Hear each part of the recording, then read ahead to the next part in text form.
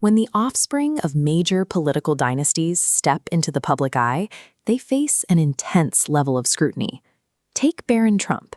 As the youngest sibling in a massive, highly visible political family, his personality and worldview are constantly analyzed. In media coverage, he is frequently characterized as an old soul, a traditional figure with conservative sensibilities. That traditionalist framing directly contradicts what popular psychology tells us to expect. Culturally, we assume the youngest sibling in any family will be the rebel, the disruptor who breaks the established mold. This paradox suggests that the link between family position and political identity might be less direct than pop psychology claims. It raises the question of whether our birth order actually drives our political development. The formal academic theory that attempts to explain these family dynamics is known in evolutionary psychology as the niche-seeking hypothesis. Firstborn children naturally hold a privileged status in the family. To secure maximum parental investment, they mirror the values of their parents. Later-born children enter a family where the primary conformist niche is occupied. To command attention, they must adopt divergent attitudes. When political scientists map this theory onto ideology, it yields a clear prediction. Firstborns should naturally gravitate toward conservative status quo politics, while laterborns lean liberal. Chelsea Jacqueline Phillips, a researcher at the University of North Carolina, designed a comprehensive thesis to test this evolutionary theory using empirical survey data. When rigorous statistical modeling finally met this elegant evolutionary theory, the results failed to support the premise. To test the theory, the study used multivariable logistic regression. This allowed the researcher to isolate birth order and determine if it alone could accurately predict political ideology. According to the literature, the regression should return a strong, positive, and statistically significant link between being a firstborn and identifying as a conservative. This reconstruction of the study's Table 2 shows the actual empirical results.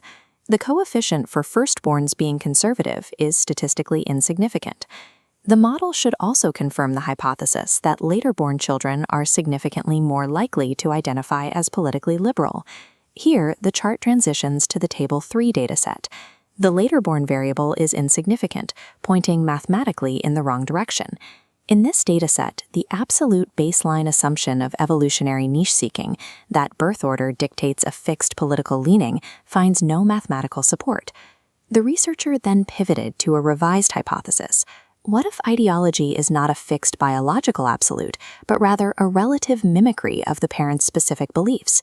The logic of this reinterpretation is straightforward.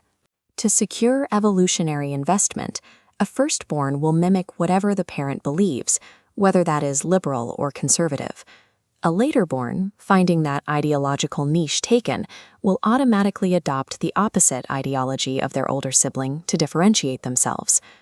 This new hypothesis was subjected to rigorous testing, utilizing models focused on shared partisanship and ideology between parent-child pairs. The results from the controlled models remained consistent. When adjusting for demographics, the coefficient for firstborns sharing parental ideology actually skews negative. Even when accounting for relative familial environments, firstborns do not statistically mimic their parents to secure their niche, rises the theoretical prediction. For siblings spaced 2 to 5 years apart, the red trend line slopes downward, indicating the predicted drop in shared beliefs. The thesis plotted probability curves for granular policies. Overlaying data for jobs and healthcare reveals a reversal. The blue trend line slopes upward. Moderately spaced secondborns are more likely to share their siblings' views. Cycling through abortion and gay rights, this upward trend persists. Rather than driving siblings apart ideologically, as evolutionary biology demands, moderate sibling spacing correlates with policy alignment. The data inverts the niche-seeking model.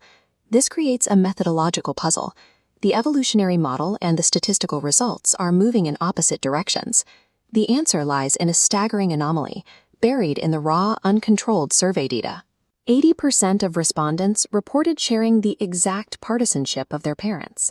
This points to a psychological confounder that creates a mathematical illusion, projection bias. In this context, projection bias means survey respondents systematically assume their family members share their own worldviews. They project their identity onto others rather than reporting objective reality. This projection bias impacts self-reported socialization data. It introduces statistical noise that makes it difficult to separate actual interpersonal influence from assumed agreement. The lack of support for the birth order hypothesis serves as a signal for how political scientists collect and interpret survey data on family units. There is one final reason why niche seeking failed in the data, and it comes down to salience. For a child to use politics to carve out a distinct family niche, the family unit must actually care about politics in the first place. In the regression models, the only variables that showed robust statistical significance were socioeconomic status and political interest.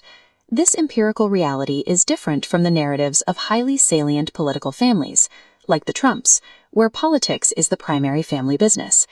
Mechanical models of evolutionary biology often struggle with human complexity. Political ideology develops through subjective, environmentally driven interactions, a process that defies a simple biological